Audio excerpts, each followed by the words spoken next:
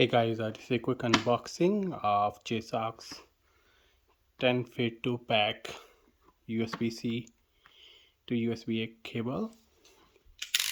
Let's go ahead and open the box and see what's inside. 1,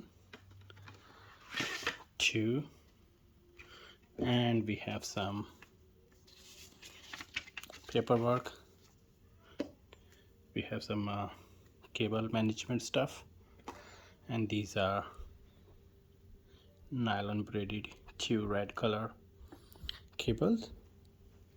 Let's go ahead and see how long they are. Box is, it says 10 feet.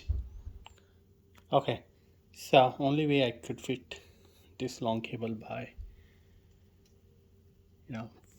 folding it 1 and 2 times, so it's almost like 2 feet 29 inch, which should, if I